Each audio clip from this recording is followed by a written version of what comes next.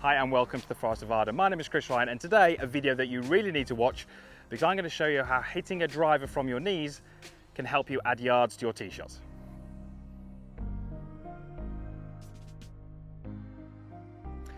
Welcome to the Forest of Arden and welcome back to your Friday. So this is the series where you can get involved and help me with the content. So if you'd like me to answer a question that you have, if you'd like me to address a swing fault that you have, then you can let me know in the comments box down below and I will pick a few to do videos on going forward. So if you're new to my channel, make sure you click subscribe. There is a link at the end of the video. There's also a link in the description box. Make sure you also hit the like button and leave me a comment. So this week we are answering a question from Stephen Haig, who wanted to know how he could add more speed with his driver. So Stephen sent me an email and he wanted just a few more yards. He felt that the golf course he was playing on he could make a little bit easier if he could just advance the ball another 15, 20 yards down there. Now, as you can imagine, it's incredibly hard for me to exactly say what's holding him back from achieving that distance, but we're going to go through something which I think can help a lot of golfers out there. And just before we do that, we're going to go through a little experiment. I've got TrackMan down here, set up down the middle of the fairway. I've got my ball teed up and I have got a towel on the floor here. I'm actually going to hit a shot with my driver from my knees. Now, I'm not doing this to kind of show off or anything like that, but just trying to use it to highlight a certain point. So let me take my setup.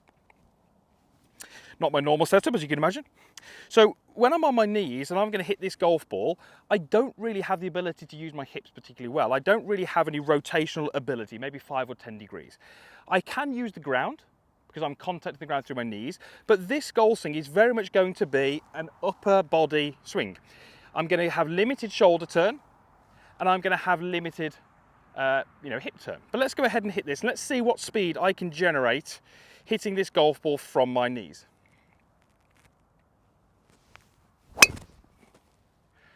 And you know what, I might do that all the time because I've gone dead straight down the middle. Now, TrackMan is going to show me what my speed was. Okay, so you can see my club head speed there was just a fraction under 107. It was 106.9. Gave me a ball speed in excess of 140 miles an hour. So I generated, nearly 110 miles an hour speed without really any rotational ability from my hips. So how was I able to do that? Well, I was very good at transferring the energy from my shoulders and my arms through out into the golf club. So how does that get from my body through to the club? Well, it really comes from my grip and how my hands are applied to that golf club. If I set myself up and I had a poor grip, so the club was placed in my hands incorrectly, or I had far too much tension in my hands, I wouldn't be able to generate anywhere near the speed that I did in that golf swing. So what we're going to do for you today, Stephen, is we're going to show you, or just get you to check your grip, how you're placing the club in your hands, and we're going to get you to some little exercises on just generating some more speed in the club head. Yes, we would like to use rotation because that rotation of my body allows me to get that extra sort of 20% in terms of my club head speed and obviously that extra distance. But what we're going to look at for you is making sure that the golf club is not placed too much through the lifeline of the hand. I want you to make sure that the golf club is placed very much in the fingers of your lead hand. So right across the base of the fingers. The pad on your lead hand should therefore be squashed on top of the handle.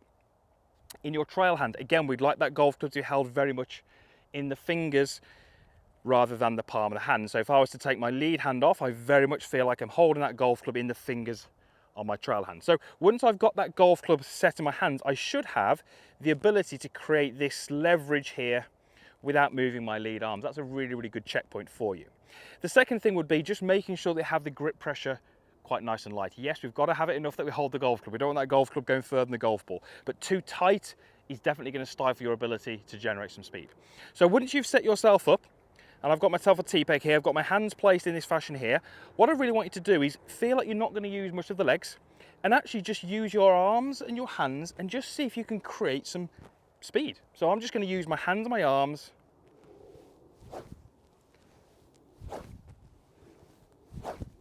And I'm just trying to create as much noise as I can down at impact with that golf club.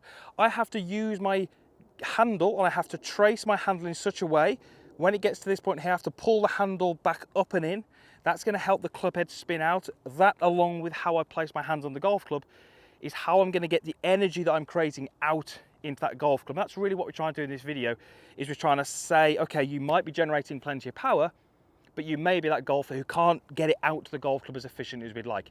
The best hitters that you see on the PGA Tour, the LPGA Tour, European Tour, just have a fantastic efficiency when it comes to getting the energy from their body out into the golf club. So I would just get you to stand here and just create as much speed as you can.